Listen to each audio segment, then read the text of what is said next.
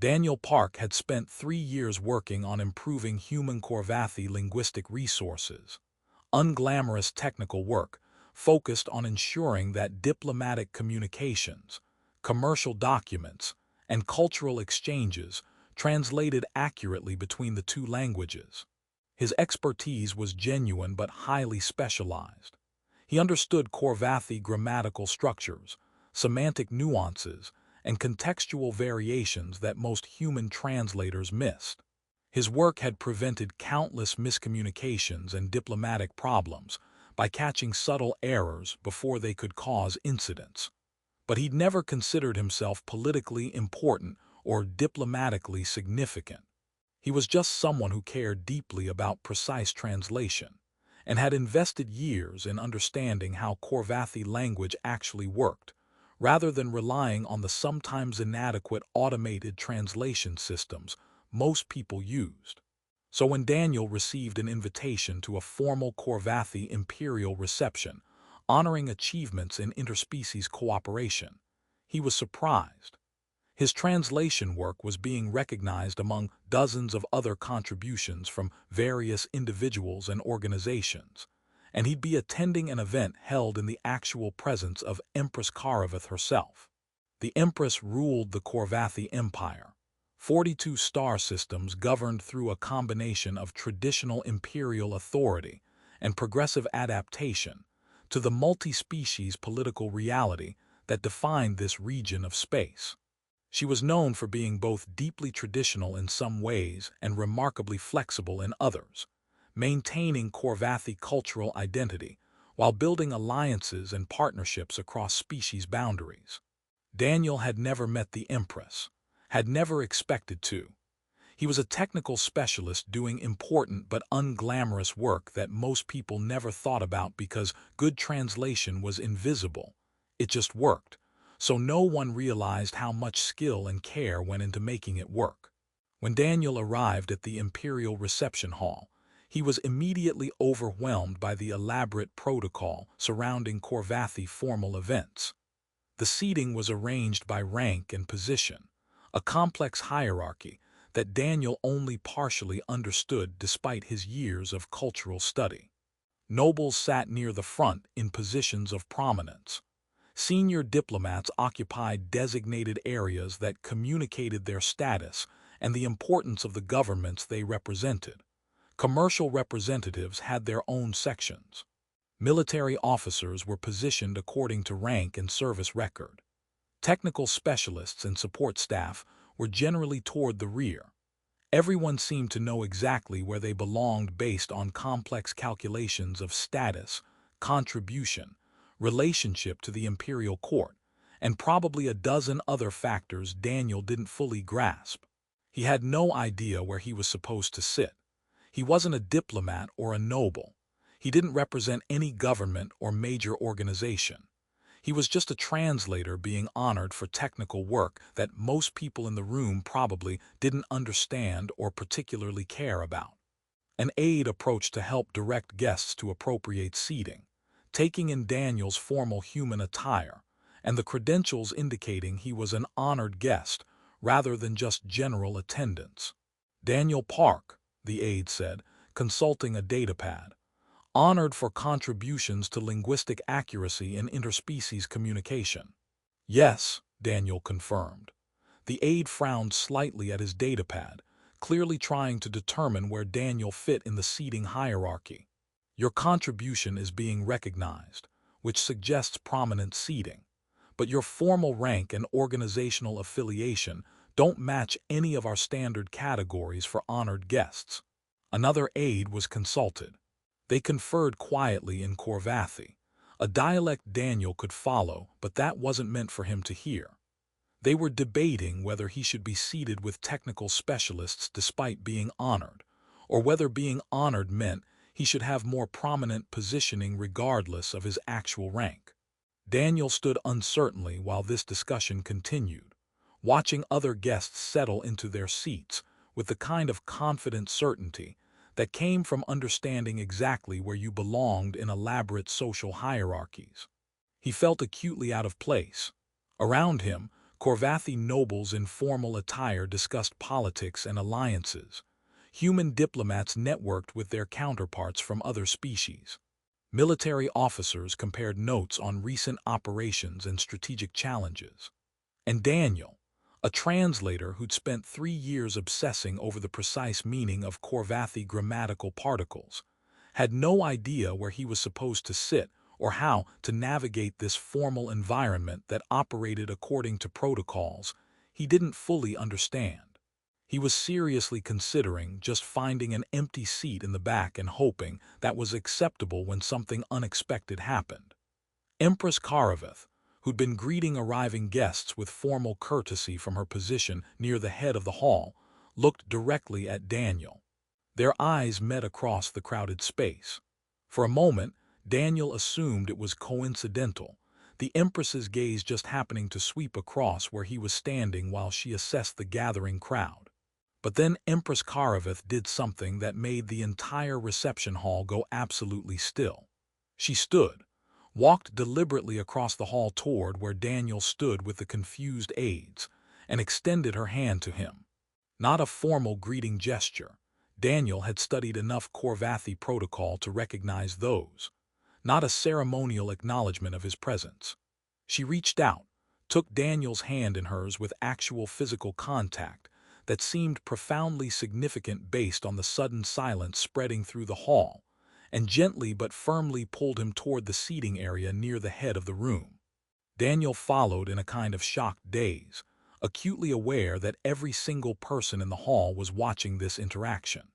The Empress guided him to a seat directly beside her own position, the most prominent placement possible in the entire hall, the position typically reserved for the highest-ranking foreign dignitaries or individuals of special personal significance to the Empress. She settled him into the seat with the kind of calm assurance that suggested this was completely normal and expected, even though the reactions throughout the hall made clear it was anything but normal. The room had gone completely silent. Nobles and diplomats and military officers, all watching with expressions ranging from shock to confusion, to rapid political calculation about what this gesture meant.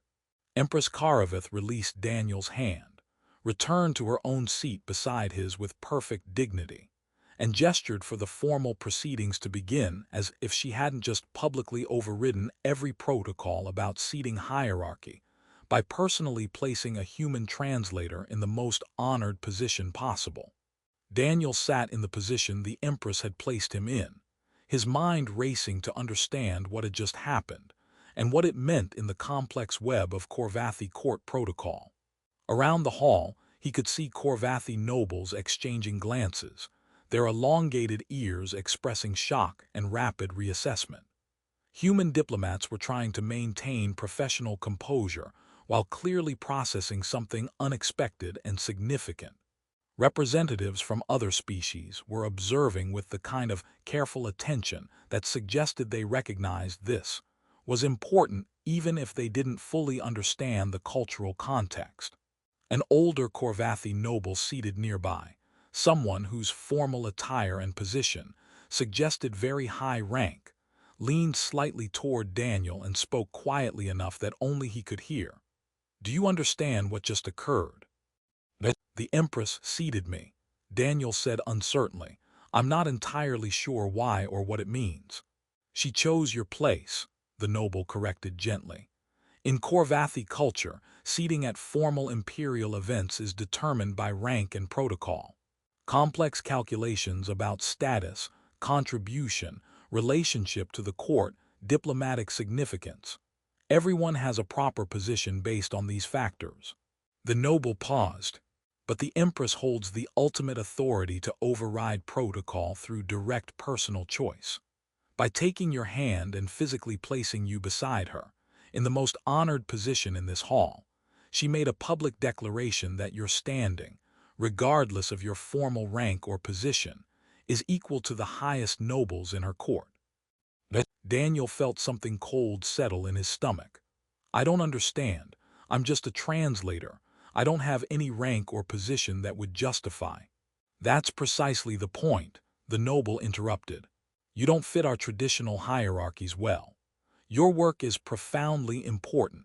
I've read reports about how your linguistic precision has prevented serious miscommunications, but it's not the kind of contribution our protocols easily categorize. The aides were struggling to determine where you belonged because the calculations weren't producing a clear answer. Rather than let you stand there uncertain and uncomfortable while protocols were debated, the noble continued, the Empress dissolved the entire question through sovereign choice. She declared publicly that you belong here beside her, regardless of what formal hierarchies might suggest about your rank. That's not just hospitality. That's a statement about your value that supersedes all the protocol calculations. Daniel sat with this information trying to process the implications. She did this publicly, in front of everyone. That was deliberate. Absolutely deliberate, the noble confirmed. She could have quietly instructed an aide where to seat you. Instead, she stood, crossed the hall, took your hand, and personally escorted you to this position. That's a public gesture that everyone present will remember and discuss. It's a statement that carries far more weight than any formal decree about your status could. The reception proceeded. Daniel remained in his position beside the Empress, acutely aware that his presence there was solely because she had chosen to place him there. Several times during the evening, Empress Kariveth spoke with him directly. Brief conversations about his translation work, about the challenges of ensuring accurate cross-species communication, about the importance of people who care deeply about precision in areas most others took for granted. You've prevented at least 3 significant diplomatic incidents that I'm aware of, she told him during one such conversation. Caught translation errors that would have caused serious problems if they'd reached final documents. That kind of careful attention matters enormously. It's just what the work requires, Daniel said. Translation has to be precise or it's worse than useless. Yes, the Empress agreed.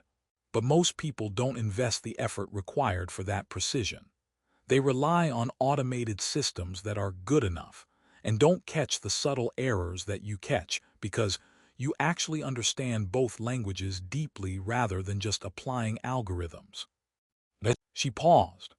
That dedication and skill deserve to be honored, and you deserve to be seated in a position that reflected your actual value rather than constrained by protocol categories that don't adequately account for technical specialists whose work is invisible precisely because it's excellent. After the formal reception concluded, and most guests had departed, nobles and diplomats filtering out with many backward glances at where Daniel had been seated, Empress Kariveth requested a private conversation. They spoke in a smaller chamber away from the remaining crowd, just the two of them and a single guard positioned discreetly at the door. You appeared uncertain when you arrived, the Empress said without preamble. Standing in the hall, clearly uncomfortable, while the aides struggled to categorize you according to protocols that weren't designed for someone with your particular combination of contributions and formal status. I was very uncertain, Daniel admitted. I didn't understand where I was supposed to sit, and I didn't want to accidentally violate protocol by choosing wrong. That uncertainty was a failure of my court's protocols, not a failure of your understanding, Empress Kariveth said firmly. Your work on Korvathi human linguistic resources has prevented countless problems. You've invested years in precise translation that most people never think about because good translation is invisible. It just works, so no one realizes the skill and care required to make it work. That contribution deserves recognition and honor, she continued. But our traditional protocols don't have an obvious category for technical specialists whose work is profoundly important but not traditionally high-ranking. The aides were trying to calculate where you fit, and the calculation wasn't producing a clear answer that would give you appropriate recognition. So I made a choice, the Empress said simply. Rather than let you stand there uncertain while protocols were debated, I chose your place. seated you beside me as a public declaration that, regardless of formal rank calculations, you belong in a position of honor. You could have just told the aide where to seat me, Daniel pointed out. I could have, Kariveth agreed.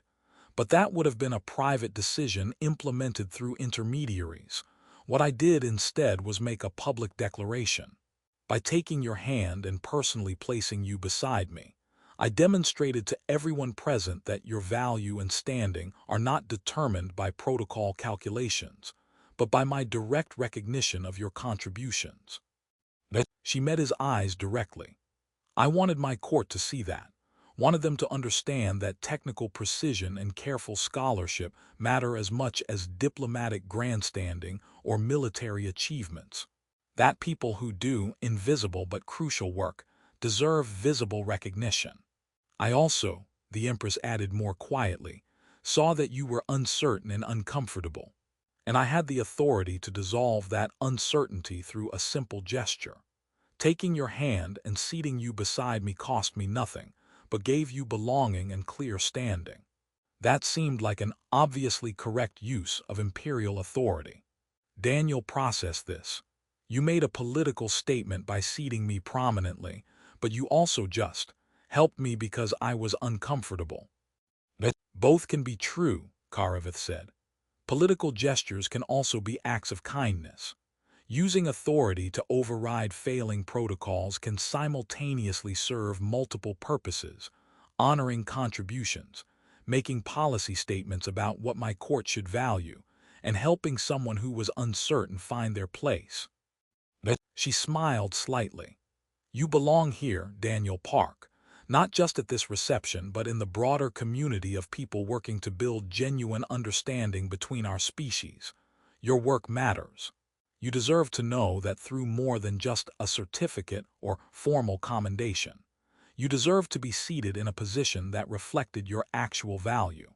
Thank you, Daniel said quietly, for seeing that I was uncertain, for choosing to include me rather than leaving me to navigate protocols I didn't understand.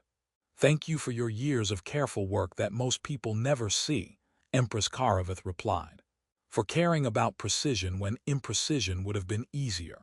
For investing effort in understanding Korvathi language and culture deeply enough to catch errors that would have caused real harm. Months later, when other translators and technical specialists asked Daniel about the imperial reception where his work had been honored, they were less interested in the formal recognition and more fascinated by the moment when Empress Kariveth had taken his hand and seated him beside her. What did that mean? They'd ask. Why did she do that so publicly? She saw that I was uncertain about where I belonged, Daniel would explain. The protocols for seating guests by rank and status weren't producing a clear answer for someone like me, technically skilled but not traditionally high-ranking. So rather than let me stand there uncomfortable while aides debated categories, she made a choice. She took my hand and placed me beside her as a public declaration that I belonged in a position of honor, regardless of what protocol calculations might suggest.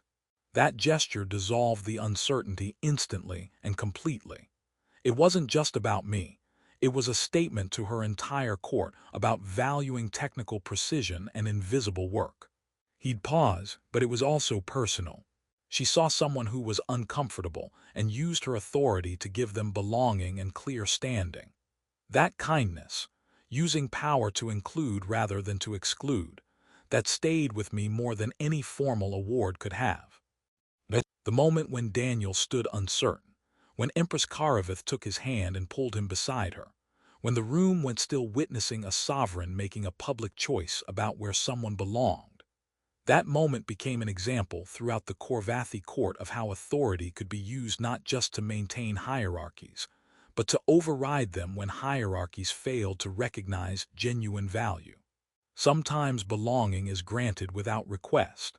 Sometimes uncertainty is dissolved not through lengthy explanation, but through decisive action from someone with authority to declare where people belong. And sometimes the most powerful use of sovereign choice is the quiet act of taking someone's hand and saying through gesture rather than words, You belong here, beside me, and my choice makes that true regardless of what protocols might suggest about your formal rank or status.